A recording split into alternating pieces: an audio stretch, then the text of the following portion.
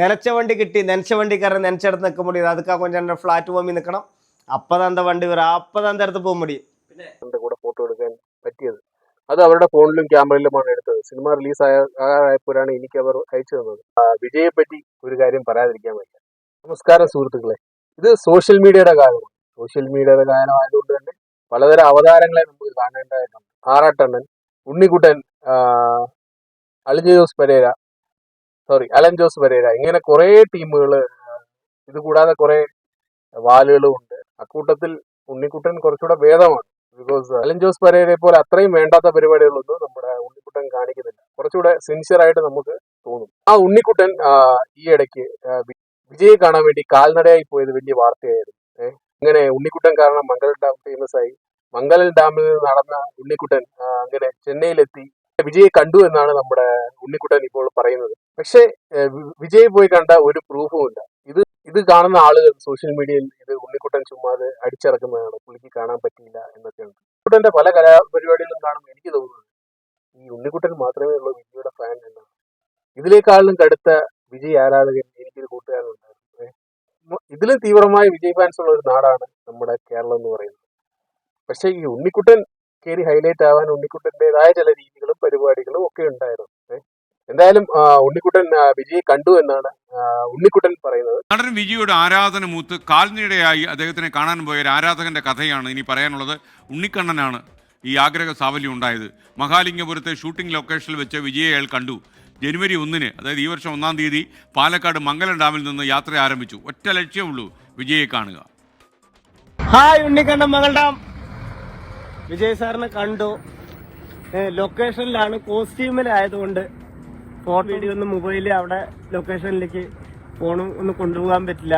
അവര് വീഡിയോ എടുത്തിട്ടുണ്ട്, ഫോട്ടോ ഉണ്ട്. വിജയണ്ണൻ എന്നെ സെറ്റിൽ നിന്ന് തോളിൽ കയറ്റിട്ടാണ് കൊണ്ടുവന്നത്, കാരവാനിൽ കൊണ്ടുവന്ന് കുറെ നേരം സംസാരിച്ചു. എന്തിനാ ഉണ്ണിക്കണ്ണൻ അങ്ങനെ വന്ന്, അല്ലെങ്കിൽ എന്നെ കാണാൻ എത്രയോ വഴിയുണ്ട് വന്നവിടെ. ഞാൻ പറഞ്ഞു കുറെ പ്രാവശ്യം ശ്രമിച്ചെണ്ണന്നൊക്കെ പറഞ്ഞ് അണ്ണൻ കുറെ നേരം എൻ്റെ അടുത്ത് സംസാരിച്ച്. ഞാനിന്ന് ഭയങ്കര ഹാപ്പിയാണ്. അപ്പോൾ ഫോട്ടോയും വീഡിയോയും കിട്ടിയിട്ടില്ല, അവർ അയച്ചു തരും. കാര്യങ്ങളൊക്കെ പറഞ്ഞ് ഞാനും വിജയണ്ണനും കാരവാനിൽ ഒരു 10 മിനിറ്റോളം ഇരുന്ന് സംസാരിച്ചിട്ടാണ്. അപ്പോൾ എല്ലാവരും സപ്പോർട്ട് ചെയ്യുക. വികിലേക്ക് അപ്പ് മുഖ്യം. നമുക്ക് നനച്ച വണ്ടി കിട്ടി. ഉണ്ണിക്കണ്ണൻ മകളുടെ ഹൃദയം നിറഞ്ഞുമ്മ. വിജയണ്ണൻ ദൈവമാണ്, ആ ദൈവത്തിനെ നമ്മൾ കണ്ടു. എല്ലാവരും സപ്പോർട്ട് ചെയ്യുക. അങ്ങനെ ആവേശഭരിതനായ ഉണ്ണിക്കുട്ടനെയാണ് അല്ലെങ്കിൽ ഉണ്ണിക്കണ്ണനെയാണ് നമ്മൾ കണ്ടത്. ഇത് കണ്ട ആളുകൾക്ക് സംശയം, ഈ ഉണ്ണിക്കണ്ണൻ കണ്ടതാണോ അതോ ചുമ്മാ അത് അടിച്ചിറക്കുന്നതാണോ? ബിക്കോസ് ഫോട്ടോയും കാര്യങ്ങളും ഒന്നും ഇല്ല എന്നാണ് ഉണ്ണിക്കണ്ണൻ പറയുന്നത്. ഷൂട്ടിംഗ് ലൊക്കേഷനായ കാരണം പുതിയ പടത്തിന്റെ ആ ലുക്ക് പുറത്തുവിടാൻ പറ്റാത്ത കാരണം ഫോട്ടോയും കാര്യങ്ങളും ഒന്നും തന്നില്ല. അവരെടുത്തിട്ടുണ്ട്, അവർ പുറത്തുവിടും എന്നാണ് ഉണ്ണിക്കണ്ണൻ പറയുന്നത്. ഇത് കേട്ടിട്ട് സത്യമാവാനാണ് സാധ്യത. ബിക്കോസ് ഇത് റിലേറ്റഡ് ആയിട്ട് നമ്മുടെ ബിനീഷ് ബാസിന് ഒരു പോസ്റ്റ് ഇട്ടുണ്ടായി. പണ്ട് ബിനീഷ് ബാസിന് വിജയുമായിട്ട് അഭിനയിച്ചതാണ്. അന്നേരം ബിനീഷ് ബാസിനും ഇതേപോലെ ഫോട്ടോ എടുത്തിരുന്നു. അത് പിന്നീടാണ് പുറത്തു വിടാൻ സമ്മതിച്ചത് എന്നാണ് ബിനീഷ് ബാസിൻ പറയുന്നത്. നമുക്ക് ആ ഒരു പോസ്റ്റ് ഒന്ന് കാണാം. ടീമേ, ഉണ്ണിക്കണ്ണൻ വിജയ് സാറിനെ കണ്ടു എന്ന് ഞാൻ വിശ്വസിക്കുന്നു. കാരണം ഞാൻ വിജയ് സാറിന്റെ കൂടെ തെറി എന്ന സിനിമയിൽ അഭിനയിച്ചതാണ്. ഷൂട്ടിംഗ് എനിക്ക് പല ദിവസങ്ങളായി 20 ദിവസം ഷൂട്ടിംഗ് ഉണ്ടായി. അവസാന ദിവസമാണ് എനിക്ക് വിജയ് സാറിന്റെ കൂടെ ഫോട്ടോ എടുക്കാൻ പറ്റിയത്. അത് അവരുടെ ഫോണിലും ക്യാമറയിലുമാണ് എടുത്തത്. സിനിമ റിലീസ് ആയപ്പോഴാണ് എനിക്ക് അവർ അയച്ചു തന്നത്. കാരണം വിജയ് സാറിന്റെ ഗെറ്റപ്പ് പുറത്തു പോകാതിരിക്കാനാണ്. അതുപോലെ തന്നെ നമ്മുടെ മാളൂട്ടിയും വിജയ് സാറിനൊപ്പം അഭിനയിച്ചതാണ്. ലൊക്കേഷനിൽ വെച്ചെടുത്ത ഫോട്ടോ സിനിമ ഇറങ്ങി കഴിഞ്ഞപ്പോഴാണ് കൊടുത്തത്. ലൊക്കേഷനിൽ ചെന്നിട്ട് ഒരാൾക്ക് നേരിട്ട് ചെന്ന് വിജയ് സാറിനെ കാണാൻ പറ്റില്ല, കാരണം ഒരുപാട് സെക്യൂരിറ്റീസ് ഉണ്ട്. അദ്ദേഹത്തിന്റെ അടുത്ത് എത്തിയാൽ പിന്നെ കൂട്ടുകാരെ പോലെയാണ്. എന്നെ ഒരു സുഹൃത്തായിട്ടാണ് അദ്ദേഹം ലൊക്കേഷനിൽ കണ്ടത്. എന്റെ പേര് വിളിക്കുമായിരുന്നു, ബാസ്റ്റിൻ എന്നാണ് വിളിക്കുന്നത്. ഉണ്ണിക്കണ്ണന്റെ വിജയ് സാറിനോടുള്ള ഫോട്ടോസ് അവർ അയച്ചു കൊടുക്കും. എന്തായാലും നമ്മുടെ ടീം പറയുന്നത് വെച്ച് നോക്കുമ്പോൾ അതിന് സാധ്യത ആണുള്ളത്. ഈ ഫോട്ടോ പുറത്തു വരുമ്പോൾ അത് എന്തായാലും ഒരു വൈറൽ സംഭവം എന്നുള്ള കാര്യത്തിൽ സംശയമേ ഇല്ല.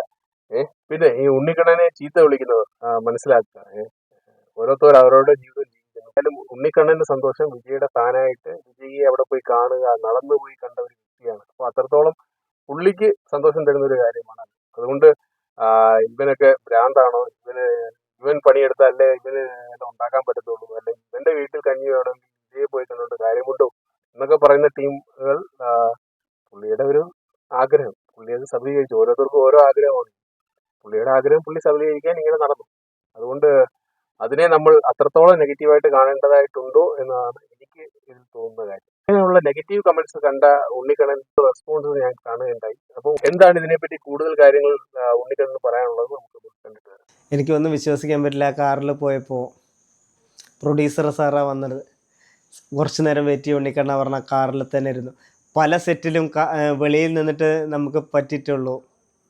വിജയ് സാറിൻ്റെ സെറ്റിൽ നമ്മൾ പോയി കുറച്ച് കഴിഞ്ഞ് പ്രൊഡ്യൂസർ സാർ വാ പറഞ്ഞു. വിജയ് സാറിൻ്റെ അടുത്ത് നമ്മൾ അങ്ങോട്ട് പോയപ്പോൾ എന്താ പറയുക, എനിക്ക് സത്യത്തിൽ അത് വിജയ് സാറാണെന്ന് നമുക്കത് തോന്നുന്നില്ല. നമ്മുടെ ഒരു കൂട്ടുകാരൻ, നമ്മുടെ ഒരു സഹോദരൻ, നമ്മുടെ ഒരു വീട്ടിലൊരാൾ, ഒരു ദൈവത്തിന് കണ്ട പോലെയായിരുന്നു.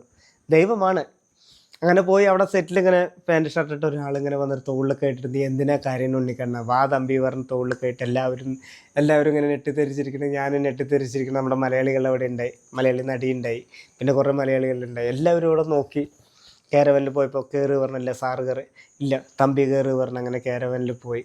ഇത്തിരി വെള്ളം കുടിച്ച്, പച്ചവെള്ളം അവിടെ നിന്ന് വെള്ളം കുടിച്ച് വിറക്കിയായിരുന്നു. സങ്കടത്തിരിക്കുമ്പോൾ കണ്ണ് കലങ്ങി നെഞ്ച് പിടഞ്ഞ് നമ്മുടെ വിജയ് സാർ എന്തിനാ തമ്പി ഇങ്ങനെ ചെയ്തത്.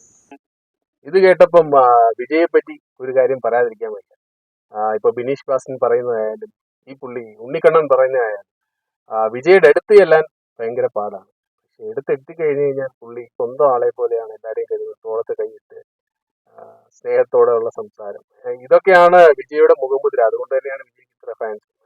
അപ്പം വിജയ് ഒരു നല്ല മനുഷ്യനാണെന്നുള്ള കാര്യത്തിൽ ആർക്കും ഒരു രണ്ടഭിപ്രായം കാണില്ല. തമിഴ്നാടിന് പുള്ളിയെ കൊണ്ട് പലതും നല്ലത് ചെയ്യാൻ സാധിക്കും. പുള്ളി അതിനായിട്ടുള്ള ഒരു പുറപ്പാടിലാണ്. അപ്പം ഞാൻ പറഞ്ഞു പല പ്രാവശ്യം ട്രൈ ചെയ്ത്. വിജയൻ എന്നെ പറഞ്ഞിട്ടില്ലേ, നൻപാ നൻപീസ് ஈஸியாக ஜெயிக்கிறது வெற்றி இல்லை, எது ஜெயிக்க முடியாத முயற்சி பண்ணுறது வெற்றி. நீங்கள் அவங்களாகணும் இவங்களாகணும் പറഞ്ഞിട്ട് അത് അവങ്ങളെ இருக்குல்ல, நீங்களாயிட்டே இரு. അപ്പോൾ എന്നിട്ട് നിങ്ങൾ പോയിട്ടേ ഇரு. ഇങ്ങനെയാണ് പറഞ്ഞു. ഉസ്ബേത്തനവർക്ക് ടുമ്മണും കടുപ്പേത്തനവർക്ക് കമ്മണിരുന്ന വാഴക്ക് ചെമ്മെന്ന് പോകാന്ന് പറഞ്ഞിട്ട്. വിജയ് കണ്ടതിന് ശേഷം ഉണ്ണിക്കൊണ്ട് ഫോം ആയിട്ടുണ്ട്. പുള്ളി ആൾറെഡി മോട്ടിവേഷൻ ഒക്കെ പറയാൻ കുറച്ച് താല്പര്യം കാണിക്കുന്ന ഒരു വ്യക്തിയാണ്. വിജയുടെ കണ്ടതിന് ശേഷം ഭയങ്കരമായിട്ട് ആവേശപുളകിതനായിട്ടാണ് നമുക്ക് ഉണ്ണിക്കണ്ണനെ കാണാൻ സാധിക്കുന്നത്. പുള്ളിയുടെ നനച്ച വണ്ടി ഡയലോഗ് ഭയങ്കര ഹിറ്റായിരുന്നു ആ സമയത്ത്. അത് കണ്ടിട്ട് കുറെ ആളുകൾ പുള്ളിയെ ട്രോളുകയുണ്ടായി. എന്തായാലും അവർക്കുള്ള ഒരു മറുപടി ആയിരിക്കും നമ്മുടെ ഉണ്ണിക്കണ്ണനും വിജയോടുള്ള ഫോട്ടോ പുറത്തു വരുമ്പോൾ അത് ഒരു ട്രെൻഡിങ് ആവുന്നുള്ള കാര്യത്തിൽ സംശയമില്ല. പലർക്കും പല അഭിപ്രായമാണ് ഉണ്ണിക്കണ്ണന്റെ രീതികളോടും കാര്യങ്ങളോടും ഒക്കെ. എന്തിനാണ് ഇത്രയും തീവ്രമായ ആരാധന എന്നൊക്കെ പലരും ചോദിക്കുന്നുണ്ട്. അവരവർക്ക് സന്തോഷം തരുന്ന കാര്യങ്ങൾ ചെയ്യുക എന്നതാണ് ജീവിത ലക്ഷ്യം. അല്ലാതെ നമുക്ക് ഒട്ടും താല്പര്യമില്ലാത്ത കാര്യങ്ങൾ ചെയ്തിട്ട് ജീവിതം കഴിഞ്ഞു പോകാൻ അതിലെന്താണ് ത്രില്ലുള്ളത് അല്ലേ? അലിൻ ജോസ് പരേരെ പോലുള്ള ആളുകൾ കാണിക്കുന്ന കോപ്രായതരം കണ്ടിട്ട് ഉണ്ണിക്കണ്ണൻ അതിലും ഭയങ്കര ഭേദമായിട്ടാണ് എനിക്ക് തോന്നിയിട്ടുള്ളത്. നിങ്ങൾക്ക് എന്താണ് ഇക്കാര്യത്തിൽ പറയാനുള്ളത്? ഉറപ്പായിട്ടും താഴെ കമന്റ് ചെയ്യുക.